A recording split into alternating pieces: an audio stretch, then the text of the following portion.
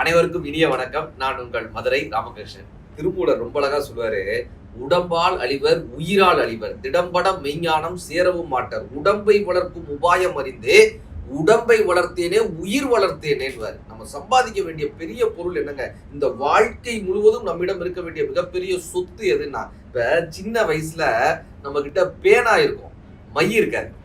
இளமையில பேனாவும் இருக்கும், மையும் இருக்கும், எழுதுறதுக்கு நேரம் இருக்காது. வயதானதுக்கு அப்புறம் மை இருக்கும், பேனா ரிப்பேர் ஆயிடும், எழுதவே முடியாது. இந்த பேனான்றது நம்மளுடைய உடல், மைன்றது பணம்.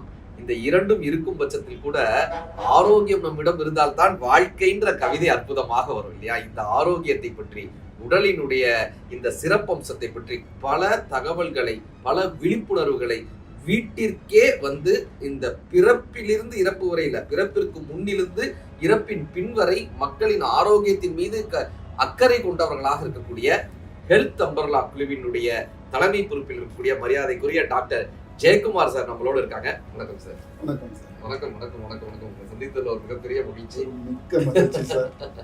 நம்மளுடைய சேனலுக்கு வந்தமைக்கும், அதை தாண்டி இன்னைக்கு நீங்க பல பேருக்கான ஒரு மிகப்பெரிய ஆரோக்கியத்தின் வழிகாட்டியாக இருந்து விட்டு வரீங்க. இன்றைக்கு இருக்கக்கூடிய ஆரோக்கியத்தினுடைய சவால்களாக என்ன சார் நீங்க பாக்குறீங்க? ஆரோக்கியத்தினோட மிகப்பெரிய சவாலுன்னு நம்ம பார்க்கும்போது, உலகத்திலேயே மிக அதிகமாக அபியூஸ்ங்கிறதுக்கு சார் மிகவும் மிஸ்யூஸ் பண்ணப்படுற, புறக்கணிக்கப்படுற ஒரு 4 விஷயங்கள் அப்படின்னு நம்ம எடுத்துக்கிட்டோம்னா, சார் எதிர்பார்த்துக்க மாட்டாரு. முதல் அன்பு. அன்பு எங்க எல்லாம் நம்ம உண்மையான அன்பு கொடுக்குறோமோ அந்த இடத்துல எல்லாம் உண்மையான புறக்கணிப்பு கண்டிப்பா இருக்கும். அடுத்து மிகப்பெரிய விஷயம் என்னன்னா மனநலம். மனநலம்னு ஒரு விஷயமே ஆக்சுவலா மக்கள் தொலைச்சிட்டாங்க, ஏன்னே தெரியல. 3வது எடுத்தீங்கன்னா உடல் நலம். அதாவது உடம்பு எவ்வளவுக்கு எவ்வளவு மிஸ்யூஸ் பண்ண முடியுமோ, நைட்டு 2-3 மணி வரைக்கும் பிரியாணி சாப்பிட்றாங்க, ஃபுட்டை ஆர்டர் பண்றாங்க, ஹெல்த்தை ஒரு பொருட்டாவே கண்டுக்கிறது கிடையாது. அதாவது ஒரு 10 மீட்டர் 20 மீட்டர் போறது கூட பைக் எடுத்துட்டு போறாங்க. முன்னாடி சைக்கிள் மட்டும் இருந்த காலத்துல சைக்கிள் ஓட்டினாங்க, நடந்து போனாங்க. இன்னைக்கு எந்த ஒரு உடல் உழைப்பு மனிதர்களுக்கு சுத்தமா வேணாம் அப்படின்னு நினைக்கிறாங்க. 4வதா நான் என்னோட பையன்கிட்ட இருந்து தெரிஞ்சுக்கிட்ட விஷயம், மிகவும் புறக்கணிக்கப்படுறது நம்மளுடைய தாய்மொழி ஆகிய தமிழ். இது மக்கள், அதாவது தமிழ்ல இல்லாத ஒரு விஷயமே இல்லை. நீங்க தமிழ் அறிஞரா உங்களுக்கு கண்டிப்பாக தெரியும். ஈவன் இங்கிலீஷ் எடுத்துக்கிட்டீங்கன்னா ஷேக்ஸ்பியரை தவிர பெருசா அவங்களுக்கு சொல்றதுக்கு இல்லை. உலகத்தை கட்டி ஆண்ட மொழி, உலகத்துல அதிகமான மக்கள் பேசுகிற மொழின்னு எடுத்தாலும் இது 4 காரியங்கள். இதுல ஹெல்த் அம்பர்லா, அதாவது ஒரு குடையின் கீழ் நம்ம சுகாதாரம், மனநலம் அண்ட் உடல் நலத்தை முழுதான். அதாவது நீங்க கரெக்டா சொன்னது போல, பிறப்பிற்கு முன்பு உள்ளதிலிருந்து இறப்பிற்கு பின்னாடி உள்ள எல்லா காரியங்களும் ஒரே குடையின் கீழ், அதுதான் ஹெல்த் அம்பர்லாங்கிற ஒரு நிறுவனம் இந்த 1.5 வருடங்களாய் இந்த ஹெல்த் அம்பர்லா தொடங்கப்பட்டதனுடைய காரணம் என்னவாக இருக்கு சார்? ஹெல்த் அம்பர்லா தொடங்கப்பட்ட காரணம், அமேசான் போல நீங்க இன்னைக்கு ஒரு பேனா வேணும், ஒரு குண்டூசி வேணும், இல்ல ஒரு ஃப்ரிட்ஜ் வேணும், இது எல்லாமே உங்களுக்கு ஒரே இடத்துல கிடைக்குது. இதே 1000 கான்டாக்ட் உள்ள ஒரு ஃபோனில் ஒரு ஆம்புலன்ஸோ, ஒரு டாக்டரோ, ஒரு ஃபிசியோதெரப்பியோ, எந்த ஒரு கான்டாக்ட் யாருக்கிட்டையுமே கிடையாது. இத்தனைக்கு நான் பெரிய பெரிய நிறுவனங்களோட, அதாவது ஹெல்த் கேர்ல பெரிய பெரிய நிறுவனங்களோட மார்க்கெட்டிங் செய்கிற ஒரு நபர் என்னோட இது கம்பெனி விஷயமா பேசினாரு. நான் ஏன் உங்க கம்பெனியை பத்தி பேசணும் அப்படின்னு அவர் என்னோட ஃபர்ஸ்ட் கேள்வி. அப்போ நான் அவர்கிட்ட சொன்னேன், சார் நீங்க இங்க இருக்கீங்க, ஒரு எமர்ஜென்சி, உங்களுக்கு ஆம்புலன்ஸ் நம்பர் ஏதாவது இருக்கா சார்? எல்லாருக்கும் தெரிஞ்சது 108 அப்படின்னு சொன்னேன். சார் 108 மிக மிக அருமையான ஒரு சேவை.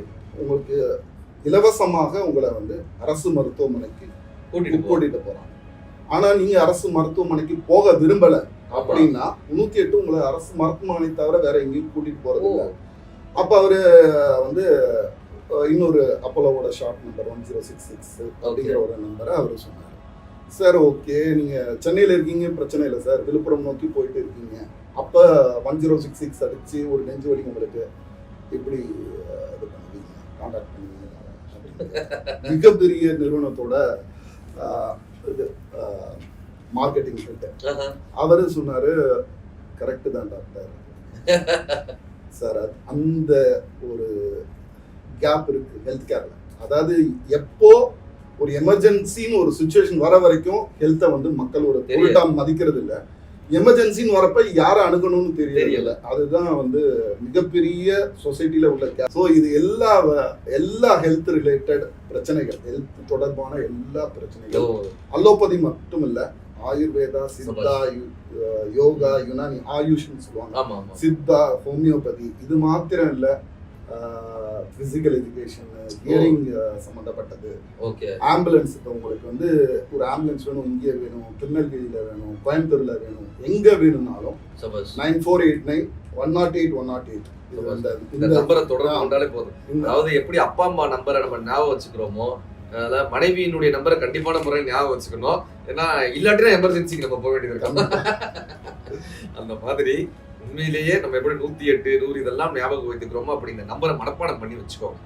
ஏன் மனப்பாடம் பண்ணி இதை வச்சுக்கணும் அப்படின்னா, எந்த நேரத்துல நமக்கு எமர்ஜென்சி வரும்னு நமக்கு தெரியவே தெரியாது. ஏன்னா எமர்ஜென்சின்றது சொல்லிட்டு வர்றது கிடையாது, அவசரமா வர்றதுனாலதான் அது பேரே அவசர தேவைன்னு நம்ம சொல்றோம். இந்த நம்பரை நீங்க மனப்பாடமே பண்ணி வச்சுக்கோங்க. ஹெல்த் நம்பர்லாம் வார்த்தையே நல்லா இருக்கு, ஒரு குடையின் கீழ். ஆமா சார். இதுல என்ன ஒரு அற்புதம்னா, அவங்க ஞாபகம் வச்சுக்க வேண்டியது வெறும் 4 நம்பர் தான்.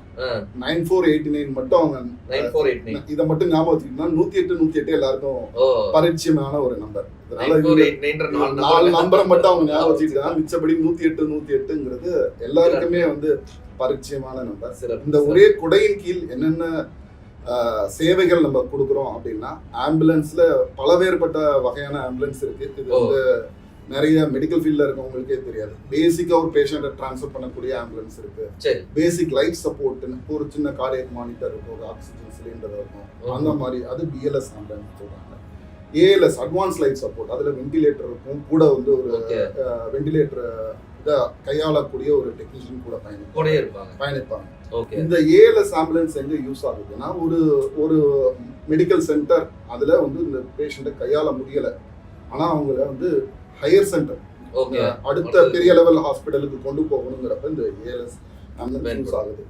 நம்ம மக்களுக்கு என்ன ப்ராப்ளம்னா, நார்மலா உள்ள ஆம்புலன்ஸ் நம்பரே தெரியாதனால இந்த பிஎல்எஸ் ஏஎல்எஸ் இது வந்து தெரியாது. இதை தாண்டி இன்னைக்கு சமுதாயம் ஃபேஸ் பண்ற மிகப்பெரிய பிரச்சனைனா, இன்னைக்கு வந்து நம்மளோட வாழ்வு வந்து காலம் நீடிச்சிருச்சு. இன்னைக்கு வந்து முன்னாடி வந்து நீடிச்சிருச்சு. அதனால வயதானவர்கள் நிறைய பேர் இருக்காங்க. குழந்தைகள் வந்து வெளிநாட்டுல வந்து படிப்பு அது இதுன்னு அங்க செட்டில் ஆயிடுறாங்க. பெரியவங்க அங்க போய் செட்டில் ஆக அவங்களுக்கு முடியல. அப்போ அவங்கள பாத்துக்கிறதுக்கு ஆள் தேவைப்படுது. இவங்களால அங்க போக முடியல, அவங்களால இங்க வர முடியல, இவங்கள பாத்துக்கிறதுக்கு ஆள் இல்லை. இதுக்கு 2 விதமான சர்வீசஸ் இருக்கு சார். ஒண்ணு வந்து ஹோம் கேர் நர்சிங், அதாவது அவங்களுக்கு நிஜமாவே மருத்துவ சம்பந்தப்பட்ட உதவிகள் தேவைப்படுதுன்னா ஒரு நர்ஸ் வீட்டிலே இருப்பாங்க 12 மணி நேரமோ 24 மணி இல்ல கூட இருந்து பாத்துக்கணும், அவ்வளவுதான். மிச்சபடி அது ஹோம் கேர் கிவர் சர்வீஸ். இது மாதிரியான 2 விதமான சர்வீசஸ். அடுத்த சர்வீஸ் என்னன்னு பாத்தீங்கன்னா பிசியோதெரப்பி. பிசியோதெரப்பி உங்களுக்கு ஒரு ஷோல்டர் பெயின் வரலாம், ஒரு முட்டி வலிக்கலாம், இல்ல ஏதோ ஒரு பக்கவாதம், என்ன வேணா இருக்கலாம். அதை வந்து நீங்க தேடி ஒரு பஸ்ஸோ ஆட்டோவோ பிடிச்சு நீங்க போகணுங்கிறது ஒரு அங்கேயே ஒரு மனதளவில் ஒரு தடை வந்துருது. யார் இனி அங்க கூட்டிட்டு போவா, ஆட்டோக்கு 200 ரூபா ஆகும், வரத்துக்கு அங்க போய் அரை மணி நேரம் காத்திருக்கணும். இது வந்து வீடு தேடி வந்து வீட்டுக்கு வந்து உங்களுக்கு செய்யறாங்க. இதை தாண்டி பிசியோதெரப்பின்னு நினைக்கிறப்ப உங்களுக்கு எக்ஸசைஸ் கொடுக்குறாங்க அப்படின்னு வந்து ஒரு மனதுல ஒரு தோற்றம் இருக்கும். பிசியோதெரப்பியில மட்டும் 10 வகையான ஸ்பெஷாலிட்டி இன்னைக்கு வந்துருச்சு சார். மாஸ்டர் ஆஃப் பிசியோதெரப்பியில ஸ்போர்ட்ஸ், போன்ஸ், பீடியாட்ரிக், கைனகாலஜி. ஏன்னா முன்னாடி பெண்கள் வந்து பிரசவத்துக்கு முதல் நாள் வரைக்கும் நடந்துட்டு இருப்பாங்க, வயல்ல வேலை செஞ்சுட்டு இருப்பாங்க, பிரசவம் பண்ணிட்டு ஒண்ணுமே நடக்காத மாதிரி திரும்ப ஒரு வாரத்துல வேலைக்கு போயிடுது. இப்ப வந்து பிரசவ டைம்ல அதிகமா சாப்பிடுறாங்க. அது இது கேருங்கிறதே இன்னைக்கு அதிகமான உணவு கொடுக்கறது தான் கேருன்னே ஆகி போச்சு. Correct. அதாவது பிசியோதெரப்பில மட்டும் 10 நியூரோ பிசியோ இது மாதிரி வந்து ஒரு 10 வகையான பிசியோதெரப்பி இருக்கு. Okay. அந்த 10 வகையான பிசியோதெரபிஸ்ட் வீட்டுக்கு போய் சேவை கொடுக்கறதுக்கு ரெடியா சபாஷ், இருப்பாங்க. சபாஷ். வீட்டு பக்கத்து வீட்டிலேயே அவங்க இருப்பாங்க, நமக்கு அவங்கள தெரியாது தெரிகிறது. தெரியாது. இது போல உங்களுக்கு வந்து வீடு தேடி உங்களுக்கு வந்து டாக்டர் வராங்க. சபாஷ். ஜீரியாட்ரிக் ஸ்பெஷலிஸ்ட்னு அது சொல்லுவாங்க. என்ன So, வயதானவர்களை பார்க்கக்கூடிய ஸ்பெஷாலிட்டி ஓகே. ஜீரியாட்ரிக். அவங்க வீடு தேடி போய் பார்த்து உங்களுக்கு என்ன தேவை, என்ன எப்படி இருக்கீங்க, இதை வந்து அவங்க வீடு தேடி வந்து பண்ணி கொடுக்குறாங்க. இது இல்லாம எம்பிபிஎஸ் படித்த மருத்துவர்கள், பொது Okay. மருத்துவர்கள்னு சொல்லுவாங்க, அவங்க வீடு தேடி போய் பார்க்குறாங்க. தொடர்ச்சியான மாத்திரை மருந்துகள் எடுக்கிறீங்க, டயபெட்டிக், சுகர், மாதமானால் உங்களுக்கு வீடு தேடி உங்களோட மருந்து வந்துடும். உங்களோட மருத்துவ சம்பந்தப்பட்ட குறிப்புகள், பிரிஸ்கிரிப்ஷன் ஆமா. இருக்கலாம், டெஸ்ட் இருக்கலாம். இது நான் மருத்துவரா இருக்கும் போதும் கூட நான் பத்திரமா வச்சிருக்கேன்னு நினைப்பேன். 6 மாசம் கழிச்சு அதை தொலைச்சிடுறேன். Correct. இதுக்கு பேரு எலக்ட்ரானிக் மெடிக்கல் ரெக்கார்ட்ஸ். புரியுது. இதை வந்து எல்லாருமே வந்து பத்திரமா வைக்கணும்னு நினைப்போம், கண்டிப்பா தொலைச்சிடுறோம். அது எங்க இருக்குன்னு தெரியாது. அதை வந்து எலக்ட்ரானிக்கா நம்ம Save வச்சுக்கிறோம். பண்ணி 10 வருஷம் ஆனாலும் 20 வருஷம் ஆனாலும் அவங்களோட எல்லா மருத்துவ ரெக்கார்ட்ஸும் அதுக்குள்ள தான் கிடைக்குது. சரி, இப்ப நிறைய பேருக்கு இருக்கிற பிரச்சனைனா ஒரு ஏரியால 4 ஹாஸ்பிட்டல் இருக்கும். எந்த ஹாஸ்பிட்டலை சூஸ் பண்றதுங்கிறது தெரியாம இருக்கும் இல்லையா? இப்ப இந்த குழப்பங்களுக்கு, இந்த கன்ஃபியூஷன்ஸ்க்கு நம்ம ஹெல்த் அம்பர்ல எப்படி சேர்த்தீங்க?